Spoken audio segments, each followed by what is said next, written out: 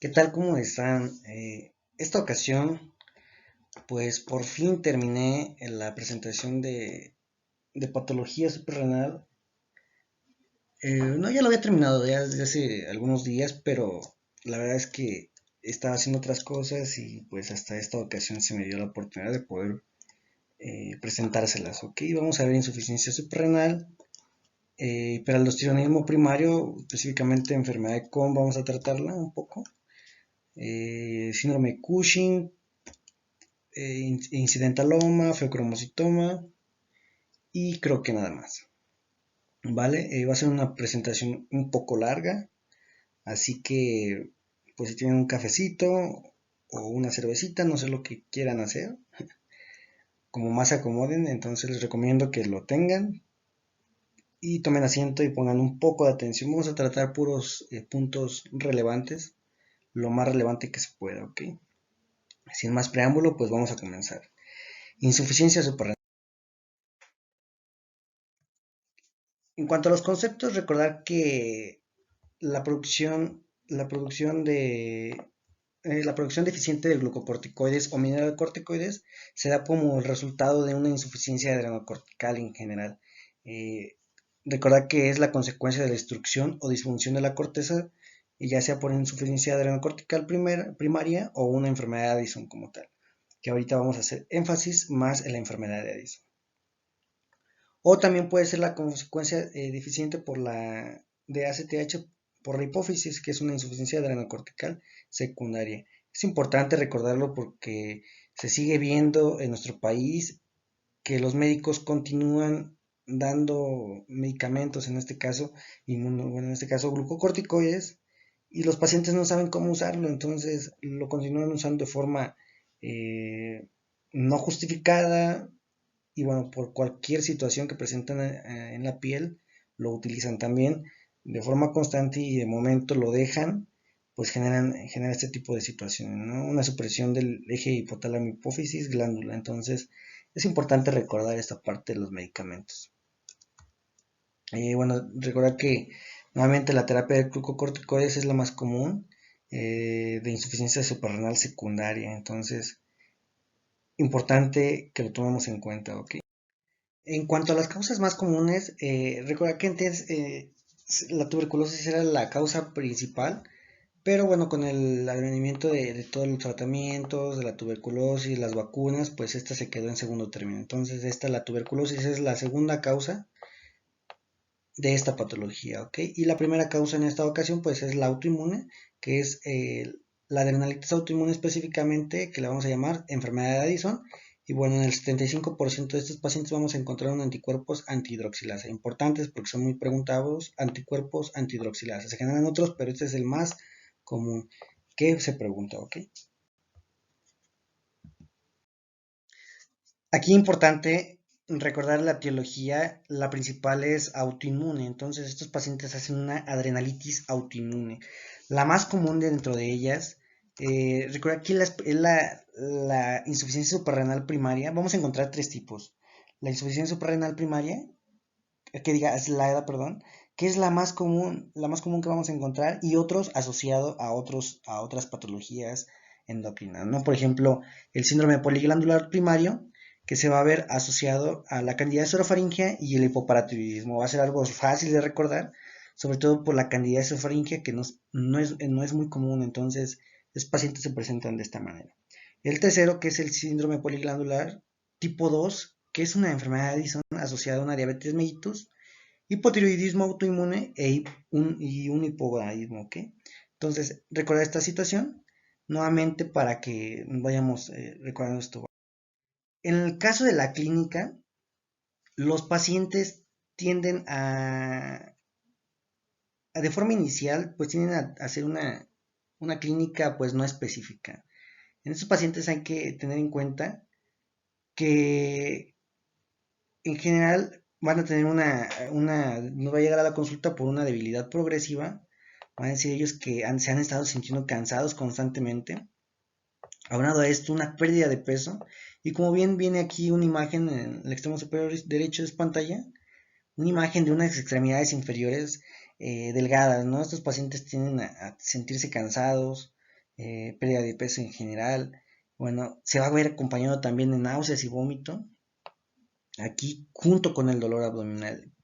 En el caso de los pacientes que tienen insuficiencias, bueno, en este caso crisis de insuficiencia suprarrenal, en crisis los pacientes de hipo, pues sí generan disminución de estas sustancias de forma crónica, ya están en tratamiento y de repente hacen una crisis, estos pacientes van a referir demasiado dolor abdominal, ¿ok?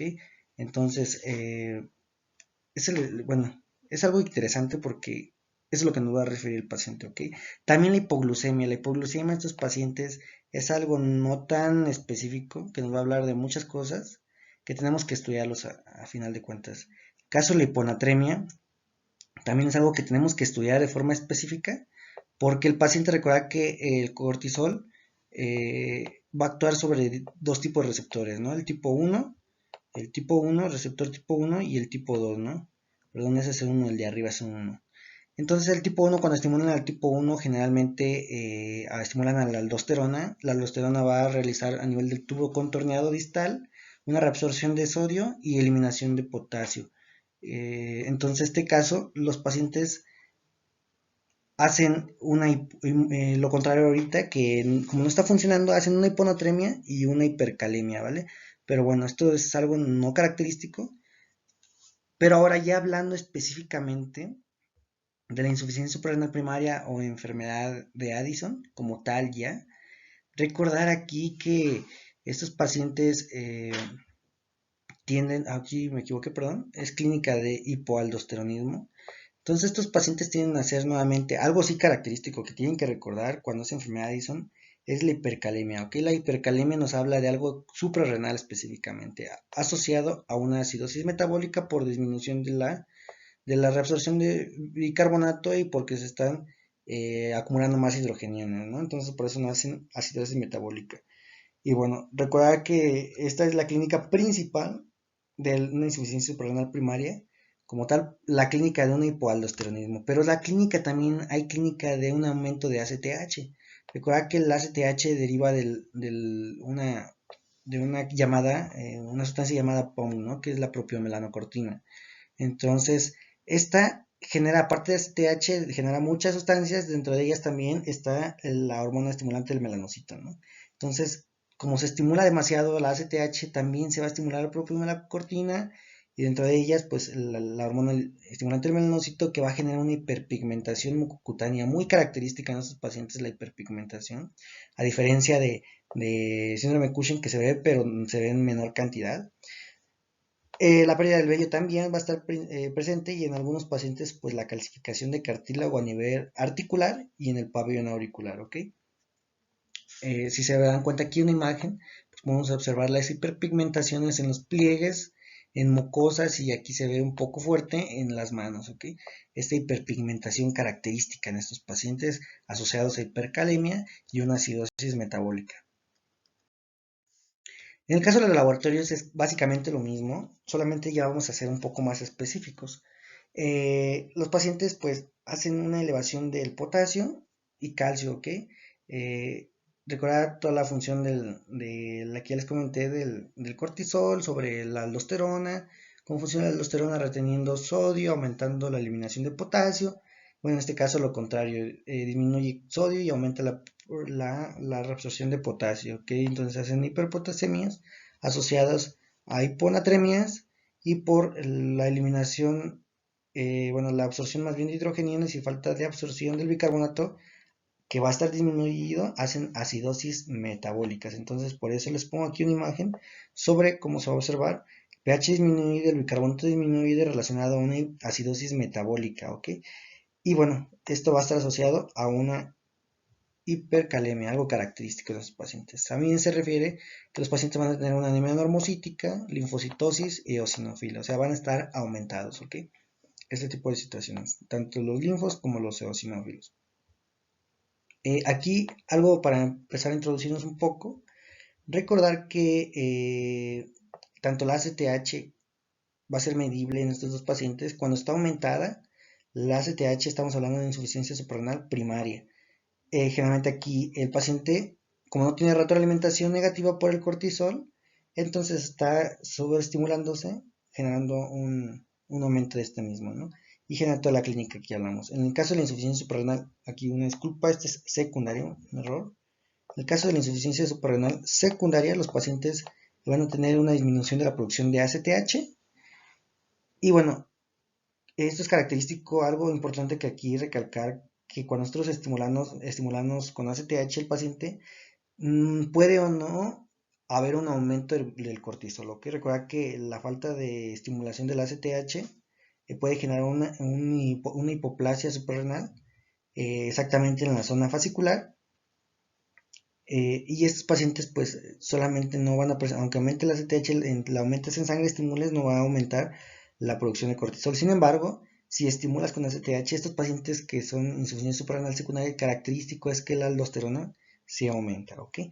Entonces, nuevamente esta clínica, recordarla, ya como tal la sospecha clínica, ya dijimos que es un paciente que se presenta con una hipercalemia, una hipercalemia que no está justificada. Aparte, estos pacientes hacen en electrocardiograma generan un síndrome de QT corto, ¿vale? Recordar que el QT se hace corto aquí, a diferencia de de la hipocalemia, que los pacientes hacen un síndrome QT largo. Entonces, algo importante aquí. QT corto van a presentar estos pacientes, o sea, de la hiperpigmentación, dolor abdominal, el paciente hipotenso, que tiene aumento de las calcificaciones, hipoglucemias, hiponatremias, van a presentar astenia, anorexia, hiperpigmentación como tal, y bueno, se presenta a estos pacientes igual pérdida de peso, ¿no? Entonces nosotros lo que tenemos que hacer es, tanto en Cushing como en Addison, lo primero que tenemos que medir es el cortisol. Pero aquí la diferencia va a radicar en cómo vamos a medir el cortisol. Recordar que en el síndrome de Cushing vamos a medir el cortisol urinario. Y en estos pacientes vamos a medir el cortisol plasmático, ¿ok? Plasmático basal quiere decir que se supone que está disminuido. Vamos a buscar un estudio donde podamos corroborar que está disminuido. Por lo tanto, vamos a hacer una prueba de cortisol plasmático basal a las 8 o 9 de la mañana, 2 días diferentes para poder corroborarlo. Recuerda que a esta hora es cuando se libera exactamente bueno, tiene un ritmo circadiano, entonces aumenta la liberación del cortisol los pacientes. Pero si nosotros lo encontramos, tenemos dos situaciones. Podemos encontrarlo tanto positivo, bueno, por más de 18 miligramos sobre decilitro, vamos a descartar la insuficiencia suprarrenal. En el caso de que esté menor de 3.5, estos pacientes se va a hacer un diagnóstico de insuficiencia suprarrenal, ¿ok? Entonces ya nada más va a ser diferenciar el caso del ACTH, si está alta, si está baja, para poder determinar si es una insuficiencia suprarrenal primaria o una secundaria. La primaria, recordar que la más común es la adrenalitis autoinmune, que es la aislada, ¿no? Que es la más común, la enfermedad de Addison como tal. Bueno, y en el caso de que esté nuestro resultado entre 3.5 y 18 miligramos sobre decilitro, pues vamos a hacer una test de estimulación. Si nosotros pensamos ahora aquí en un paciente con una insuficiencia suprarrenal primaria, en una enfermedad de Addison, vamos a hacer la prueba de estimulación con ACTH. Y si vemos que estimulamos con ACTH, vamos a estimular a la suprarrenal, ¿ok? Si vemos que no aumenta el cortisol, es una insuficiencia suprarrenal primaria. Recuerda que la estimulación con ACTH se hace a base de 250 microgramos y bueno, tiene que aumentar más de 18 miligramos sobre decilitro en un lapso de 30 a 60 minutos, si es normal. Y si es patológica, quiere decir que no se va a ver aumentada para nada el caso del cortisol, ¿ok? Entonces esto es interesante para poder diagnosticarlo. Ahora en el caso de que pensemos en una insuficiencia suprarrenal secundaria, pues vamos a hacer el test de hipoglucemia con insulina, ¿ok? Recuerda que lo que les había comentado, que la hipoplasia, puede haber una hipoplasia cuando nosotros estimulamos con ACTH, puede ya haber generado una hipoplasia en estos pacientes de insuficiencia suprarrenal secundaria, en la zona fascicular, que va a mantener el cortisol bajo, cuando hacemos la estimulación con ACTH, pero lo interesante es que estos pacientes sí va a ser un aumento significativo de la aldosterona. Entonces, eso es lo que nosotros vamos a encontrar en estos pacientes, ¿ok?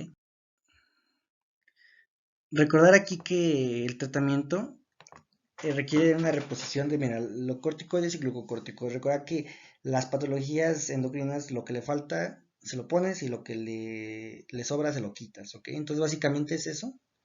Recuerda que estos pacientes, los pacientes obesos y los tratamientos anticomiciales requieren un aumento de la dosis.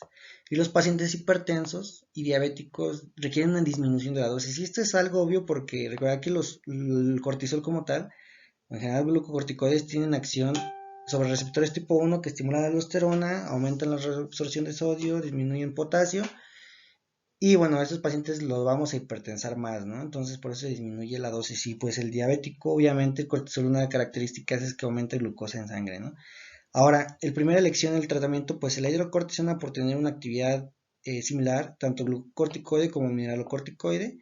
Y bueno, también está la cortisona como tal, ¿ok? Si no encontramos ninguno de estos dos, nos vamos a la prednisona, que básicamente tiene una actividad más glucocorticoide, sin embargo, es más como que se acerca más a lo normal porque también tiene una pequeña actividad mineralocorticoide. A diferencia de todas las demás que no tienen menos cantidad de actividad de mineralocorticoide, ¿ok? Algo otra interesante que es la fluocortisona. Recuerda que la fluocortisona es el medicamento por excelencia que tiene actividad mayoritariamente mineralocorticoide. Entonces, pacientes que queremos tratarlos que no tienen actividad mineralocorticoide en estos pacientes, pues le damos fluocortisona, siempre recordar que tenemos que vigilar la hipertensión arterial. Entonces, recordar que bueno, vamos a medir la renina, aldosterona y bueno, vamos a medir también la función de esta manera de la fluocortisona. En el caso del glucocorticoide como tal, vamos a medir vamos a estar midiendo el cortisol urinario para determinar que el paciente no estemos excediéndonos con el tratamiento, ¿ok? Entonces, básicamente es esto en cuanto a la enfermedad de Addison, ¿ok? Pasando a otro tema como tal, vamos a hablar, vamos a hablar del síndrome de Cushing. El síndrome de Cushing va a tener la misma metodología de diagnóstico porque en endocrino se basa el diagnóstico, es algo interesante. Sin embargo, nos vamos a entrar ahorita en lo más común, recordar el cortisol, ¿ok? El síndrome de Cushing se caracteriza porque tiene unos síntomas por producción excesiva de glucocorticoides, ¿no? Estas son imágenes, quiero recalcar que un poquito, eh, pues sí, sacadas de otro lugar. Sin embargo, pues aquí está, es la que encontré, ¿no? La característica, paciente con giba, paciente con obesidad central, cara de luna llena, estrías violáceas. Y bueno, disminución, bueno, en este caso pues tiene un adelgazamiento de la dermis y pues por eso es que los pacientes tienden a hacer hematomas de forma muy rápida, ¿ok? Entonces, continuemos. La etiología, recuerda que la causa más común de síndrome de Cushing pues es la causa iatrogénica, ¿no? Los pacientes nuevamente, al igual que la enfermedad de Addison, que de repente toman el glucocorticoides y lo suprimen, generas una insuficiencia suprarrenal. Y en estos pacientes que estás continuamente tomando, eh, glucocorticoides, pues los pacientes hacen un síndrome de Cushing, ¿vale? Que es un síndrome de Cushing. Recordar aquí algo importante, que es un síndrome de Cushing no dependiente de ACTH, que quiere decir que esto no está hipersecretando ACTH de este paciente, ¿ok? Entonces la ACTH va a estar disminuida o nula porque estás disminuyendo, suprimiendo el eje de hipotálamo hipófisis, ¿ok? Sin embargo, estás teniendo cantidades excesivas de glucocorticoides estimulando a toda esta parte de la glándula suprarrenal fisiológicamente. No vamos a entrar en detalle. Y bueno, también tenemos otra que es la causa endógena, ¿no? Recordar que la más común de estas, pues es la enfermedad de Cushing como tal, o síndrome de Cushing, que esta se va a caracterizar por la presencia de un microadenoma hipofisiario en un 90%. Por lo tanto, aquí vamos a hablar un poquito específico porque esto nos va a dar el diagnóstico, ¿ok? En el, si se dan cuenta, este paciente nos está aumentando a nivel de que es de un adenoma hipofisiario, pues se relaciona con el aumento de ACTH, ¿no? Entonces este paciente sí es un ACTH dependiente, entonces le ponemos una palomita para recordar que el adenoma hipofisiario es el más común, el microadenoma, 90%, y es dependiente de ACTH, ¿ok? Entonces, El segundo que es la causa endógena, que es la Cushing suprarrenal, que generalmente es por un adenoma suprarrenal en estos pacientes, característico en los niños en un 15 o 20% como causa más, segunda causa común. Esos pacientes tienen un adenoma adrenocortical en un 75% y un carcinoma. Esto siempre tenemos que pensarlo en niños que tengan clínica de Cushing. Lo primero que tenemos que pensar es un adenoma adrenocortical o un carcinoma como tal, ¿ok? Y bueno, otro síndrome Cushing ectópico, que bueno, es básicamente secundario a un síndrome paraneoplásico, ¿no? Recordar que nuevamente aquí el cáncer pulmonar de células microcíticas es el que tiende más a este síndrome paraneoplásico y es dependiente de ACTH. Estas células tienden a generar tanto ACTH o una sustancia parecida al ACTH, por lo tanto vamos a decir que esta es nuestra segunda causa de ACTH dependiente, ¿ok? Entonces es el paraneoplásico, el microadenoma hipofisiario, que son ACTH dependientes. Aquí les puse unas imágenes para recordar que la iatrogenia es la causa más común del síndrome de Cushing. Y bueno, dentro de las causas endógenas, la más común es el adenoma hipofisiario, que es el que conocemos como enfermedad o síndrome de Cushing como tal, ¿ok? Es el más común. La clínica, nuevamente, aquí vamos a encontrar signos y síntomas en este paciente. Lo que nos va a referir el paciente va a decir que ha tenido un aumento continuo de peso. Esto es la clínica en un 90% de los pacientes. Van a llegar con aumento de peso como tal. Asociado a una debilidad muscular, recordad que algo característico que tiene el cortisol en exceso de cantidad es que disminuye la pues decir, que se queden los aminoácidos, en este caso a nivel muscular, ¿no? Entonces por eso es que estos pacientes tienen de la musculatura a nivel de las extremidades y bueno, una obesidad central como tal. Por eso esa es la importancia, el por qué genera este tipo de obesidad central. El hirsutismo, los pacientes hacen hirsutismo, recordad que aparte de estimular a nivel de una hiperestimulación a nivel de la zona fascicular y glomerular también va a haber una parte de hiperestimulación de los andrógenos. Entonces estos pacientes van a hacer un hirsutismo en un 80%, ¿ok? Y la irregularidad menstrual también en las mujeres se va a ver afectada en una cantidad de 85% en general, muy común. Entonces estos pacientes por estimulación de la región reticular, ¿no? Específicamente pues de los andrógenos. Y como tal lo que nosotros vamos a buscar en estos pacientes es la obesidad central, ¿no? La obesidad central muy característica, pueden haber pletora facial, característico también la cara de luna llena de los pacientes tienen esta imagen que ven aquí, característica, ¿no? De este paciente. Hematomas, igual, recordar que el cortisol en altas cantidades disminuye la hiperproliferación de la dermis, entonces los pacientes hacen unas hematomas constantes. El eritema rojo violáceo que se va a ver por el adelgazamiento de la dermis aquí en el abdomen, en diferentes regiones, ¿ok? Y la hiperpigmentación que se va a ver presente, pero no en mayor cantidad, como lo presenta la enfermedad de Addison, que ahí sí es característica la hiperpigmentación. Y bueno, recordar que estos pacientes pueden presentarse como un diabetes mellitus o una resistencia a la insulina. Y bueno, importante que tenemos que cuidar a estos pacientes es la osteoporosis. Algo que olvidé mencionar en la enfermedad de Addison, en el tratamiento que estos pacientes hay que vigilar, es la osteoporosis. Hacer un test, un prueba de test score, medir la densitometría ósea y bueno, estar determinando que no esté presente este tipo de complicaciones. Y bueno, en estos pacientes con enfermedad de Cushing sí se va a ver muy presente esta, esta, esta, esta consecuencia, ¿no? Que es la osteoporosis de estos pacientes.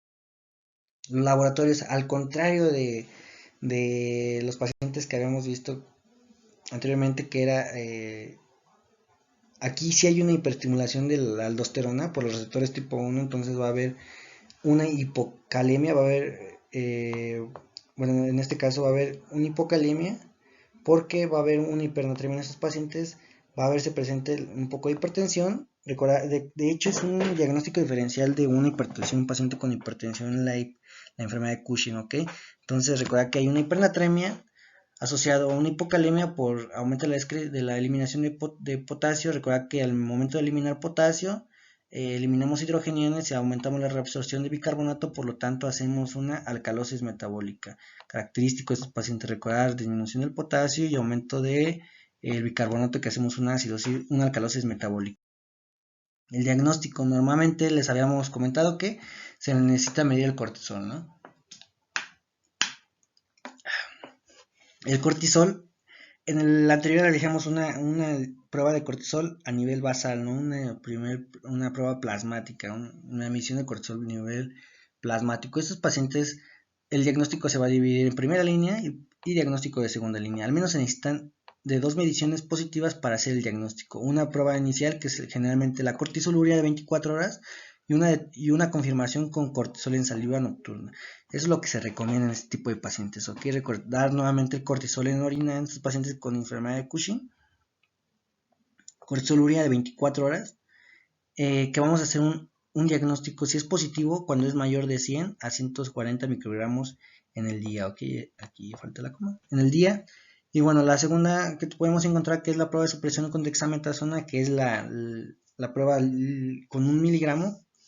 Y bueno, esto se aplica, recuerda que se aplica por las noches y bueno, se valora por las mañanas a las 8 de la mañana y tiene que estar aumentado para que nosotros hagamos el diagnóstico. Recuerden que todo esto, todos estos datos clínicos tienen que estar aumentados para que nosotros podamos dar una enfermedad de Cushing como diagnóstico positivo, ¿ok? Y los de segunda línea, que es el cortisol sérico nocturno, que bueno, aquí básicamente lo que tratamos de buscar es que no esté aumentado en ciertas circunstancias, ¿no? Entonces el paciente, aquí pues en la noche alrededor de las 23 horas, igual que el cortisol en saliva, pues tiene que estar negativa, y si se encuentra positivo, pues el diagnóstico es positivo, ¿ok? En el caso de la embarazada o pacientes con epilepsia, el que se ha determinado como el de primera elección es la cortisoluria como tal, por eso sigue siendo la primera elección. En los pacientes que tienen insuficiencia renal crónica o un incidentaloma, que ahorita vamos a hablar de él, bueno, vamos a hacer una supresión con 1 miligramo de dexametasona, que es la supresión de Leeds Devil, ¿no? Leeds Devil, no sé cómo se pronuncia, la verdad. Continúa. Recuerda que si tienen caso de ACTH, bueno, ya tenemos la clínica de Cushing, ahora vamos a medir ACTH normalmente. Si tiene el ACTH disminuido, es una causa iatrogénica, bueno, y la clínica nos va a decir la historia clínica, y bueno, si no está por debajo de menor de 5 picogramos sobre el mililitro del ACTH, vamos a pensar en una adenoma suprarrenal, y la primera examen de elección es la TAC. En el caso de que tengamos más de 20 picogramos sobre el mililitro, lo primero que tenemos que pensar que es ACTH dependiente, pensamos en el microadenoma hipoficiario, y si no lo encontramos, buscamos un cáncer de pulmonar de células microcíticas, o ya podremos saber que tiene un cáncer microcítico y se diagnostica como primer clínica pues el síndrome paraneoplásico, ¿no? Que es esta. Y bueno, si pensamos en el microadenoma, la primera de elección es la resonancia magnética con gadolinio en foco en silla turca, así se debe solicitar. En el caso de que esté entre 5 a 20 picogramos sobre el litro, el test realizamos el test de CRH, si está negativo, hacemos la misma situación que si no fuera ACTH dependiente, y si está positivo, aplicamos lo mismo que para microadenoma hipoficiario, la elección que es resonancia magnética con gadolinio, ¿ok? En el caso del tratamiento, pues es una neoplasia suprarrenal. Recuerda que la primera elección, el tratamiento, pues es, si es el caso de que sea neoplasia suprarrenal, la primera elección es la suprarrenalectomía, recordarlo. En el caso de que no tenga indicada la suprarrenalectomía, nos vamos a tratamiento para disminuir el cortisol. Recordad que es una patología a nivel suprarrenal solamente, entonces hay que disminuir el cortisol como tal. Entonces lo que vamos a utilizar ya sea mitotano o el ketoconazol a 200 miligramos, es decir, a altas dosis para inhibir. Algo importante recordar también que el etomidato inhibe la 11-desoxicortisol en su paso para cortisol. Para recordar que los opioides también se involucran en esta parte de supresión del cortisol, ¿ok? En el microadenoma hipoficiario, si pensamos en este, que es una ACTH dependiente, recuerda que la cirugía principal es la cirugía transesfenoidal, y en el caso de que no esté indicada la cirugía transesfenoidal, nos vamos a la radioterapia en este tipo de pacientes, ¿ok? Y pues eso es todo de esta parte. Después con hiperaldosteronismo. El hiperaldosteronismo básicamente es un adenoma, su primer causa, adenoma suprarrenal en un 60%, que es el síndrome de Cohn. Podemos encontrar una hiperplasia bilateral micronodular o macronodular, o una hiperplasia unilateral micronodular y macronodular. Recuerda solamente las principales, que es un adenoma suprarrenal y la hiperplasia bilateral, que es lo más común que vamos a encontrar, y en eso va a ir el tratamiento. En el caso de que sea la hiperaldosteronismo familiar, va a haber tipo 1, tipo 2. Básicamente el tipo 1 es el que responde a glucocorticoides y el tipo 2 es el que no responde a glucocorticoides. Y la quinta causa, la primaria, pues es el carcinoma suprarrenal.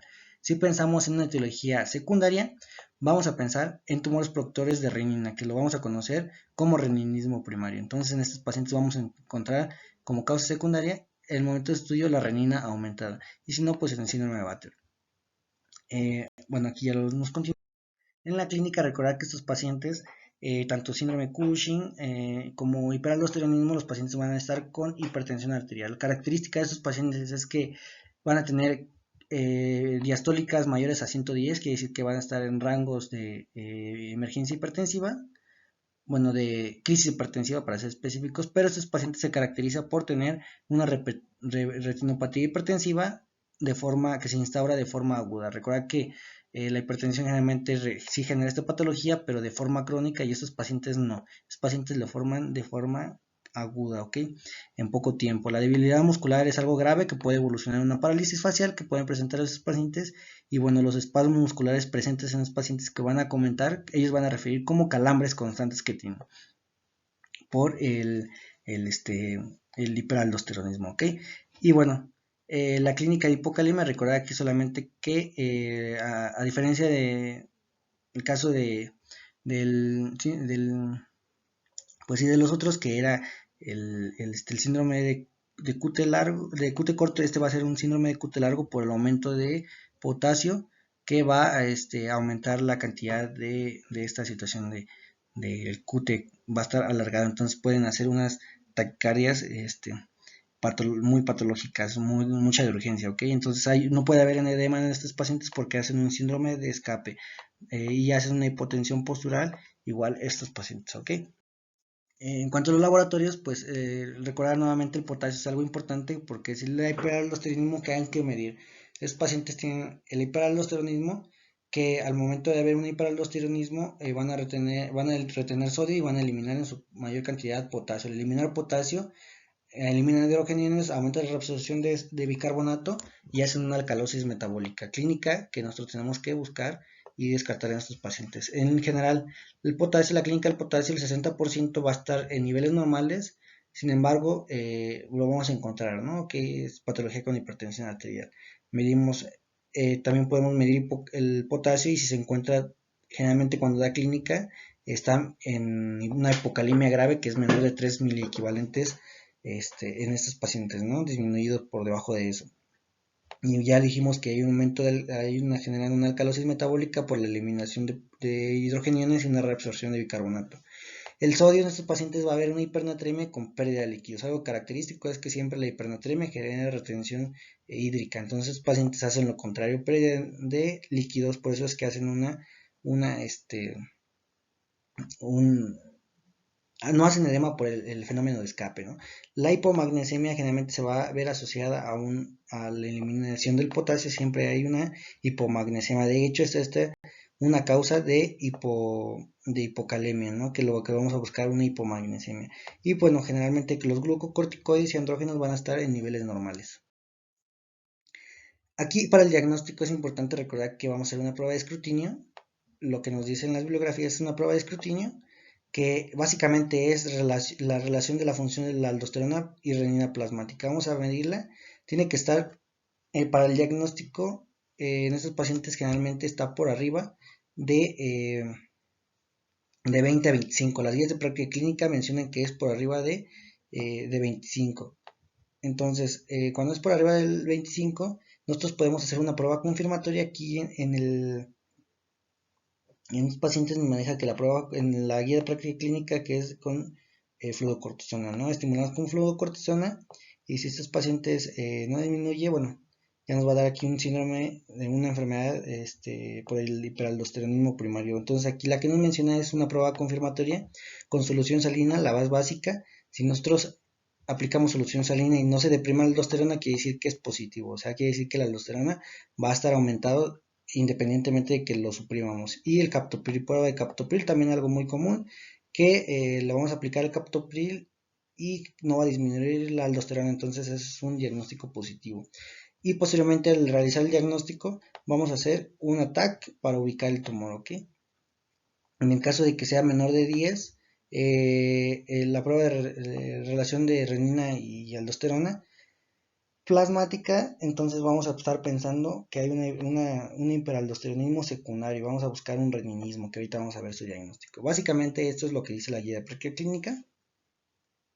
Bueno, aquí decíamos que aquí hacen la prueba de supresión con cortisona para hacer la confirmación. En estos pacientes pues no hay supresión, ¿no? Entonces vamos a hacer el diagnóstico de hiperaldosteronismo primario y todo lo demás. Aquí básicamente vamos a encontrar los pacientes que hacen una hipocalemias que el paciente refiere que va a ser sostenida a pesar de tratamientos previos y administración de suplementos de potasio durante al menos 2 semanas. Entonces, estos pacientes lo que vamos a ir después es medir la excreción de orina, excreción de potasio a nivel urinario. Si está menor, pues descartamos. Si está mayor, pues vamos a irnos. Si está mayor de 30 mil equivalentes día, lo que vamos a hacer es medir, en este caso, la actividad de la renina plasmática. Recuerda que la renina plasmática es a nivel renal, se genera a nivel del aparato extraglomerular. Entonces, si está alta, vamos a pensar en una hipertensión renovascular o un hiperaldosteronismo secundario, un reninismo. En el caso de que si está baja, quiere decir que el riñón está afectado, no está afectado, está normal. Entonces vamos ahora sí medir la aldosterona en plasma. Si la aldosterona está baja, descartamos. Y si está alta, pues ya hacemos el diagnóstico de hiperaldosteronismo primario.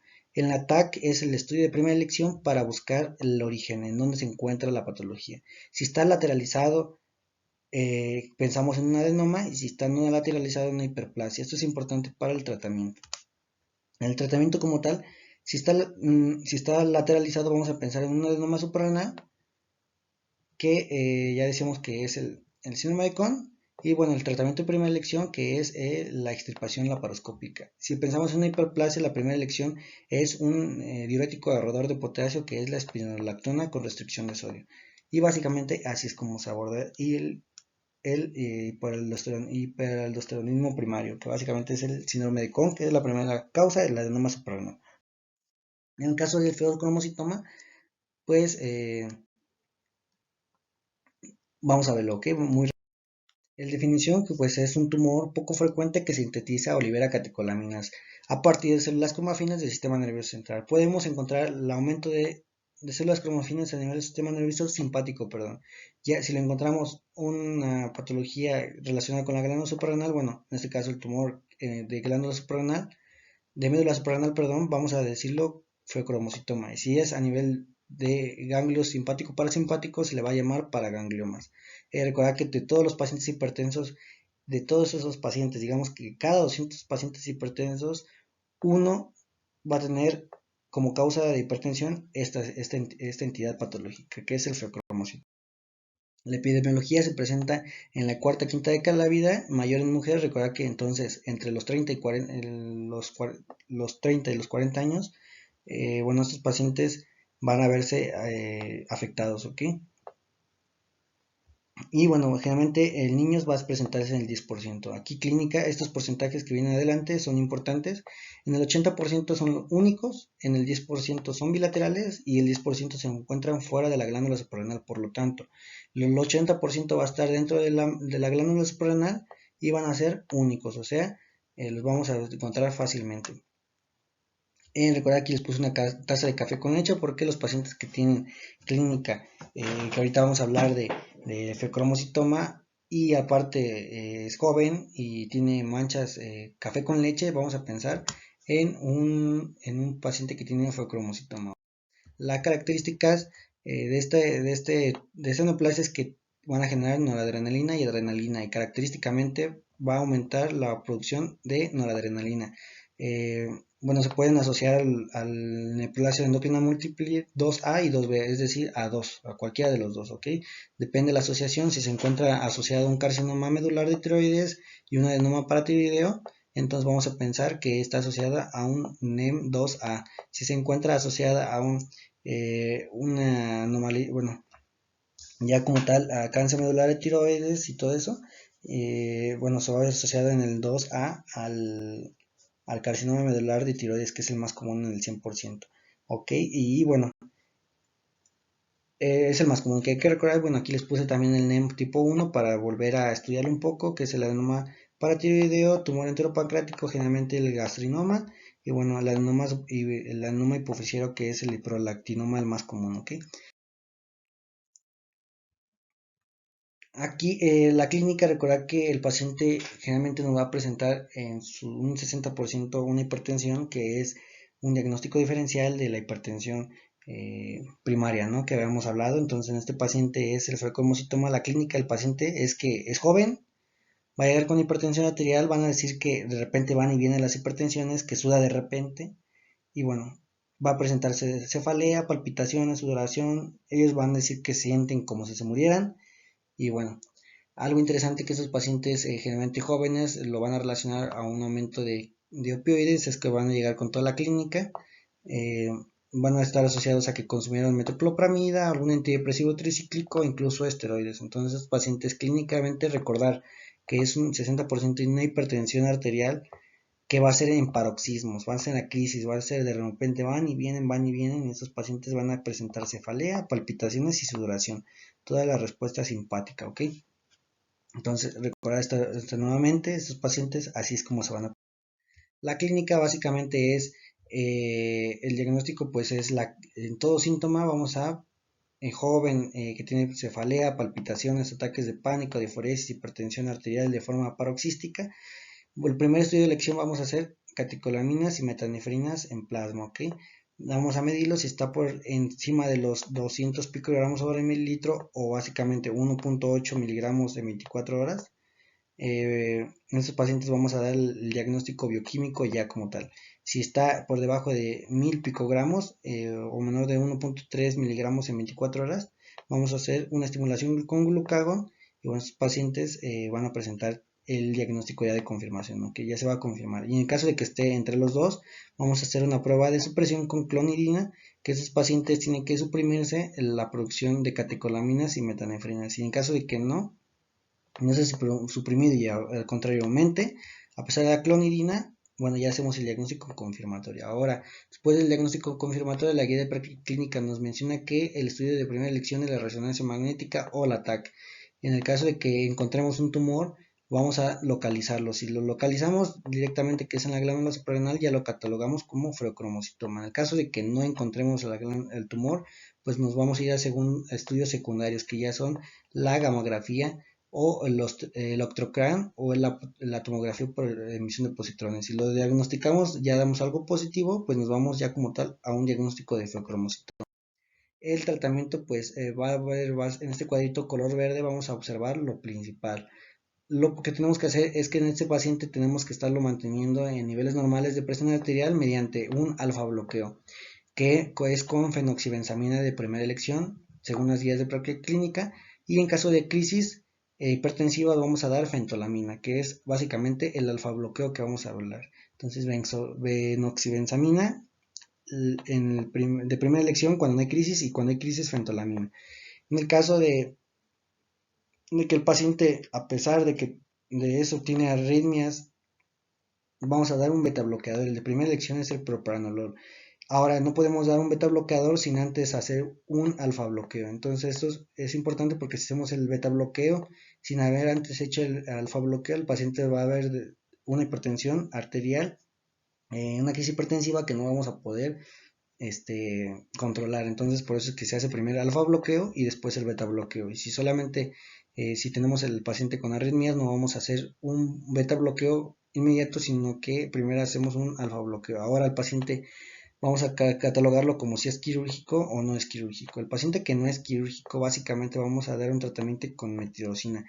La metirosina un fármaco que va a hacer un bloqueo de la enzima hidroxilasa antes de generarse las catecolaminas. Importante esto.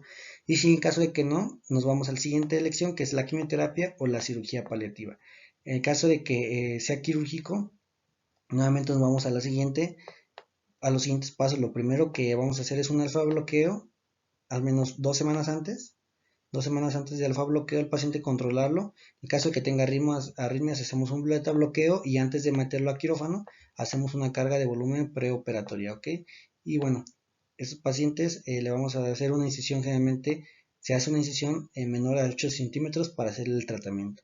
Y básicamente este es el feocromocitoma. Y ya por último, recordar que en caso del feocromocitoma en pacientes que tienen embarazo de segundo trimestre, lo que hacemos es que vamos a hacer un alfa bloqueo con venoxibenzamina y hacemos la cirugía de primera elección.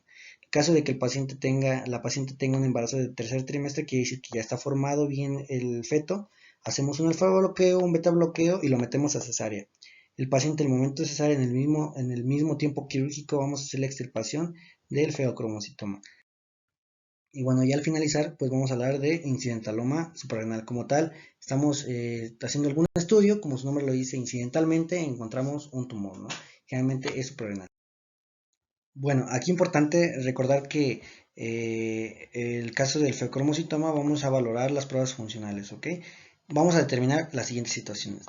Vamos a hacer una supresión con 1 gramo de dexametasona, miligramos de dexametasona en caso de pensar en un Cushing suprarrenal, o sea, un adenoma suprarrenal para los niños. En el caso de que pensemos en un feocromocitoma, vamos a pensar en unas catecolaminas y metanefrinas, en esta ocasión en orinas. Si pensamos ahora en un síndrome con, es decir, un hiperaldosteronismo primario, vamos a medir la función plasmática de la aldosterona y renina y también vamos a medir potasio. Si pensamos en un carcinoma adrenal, vamos a medir la dihidropinealdosterona, ya que este es un marcador específico para este tipo de neoplasias. Ahora, este tipo ya valoramos pruebas funcionales y nos resultó funcionante en alguna de ellas, ¿no?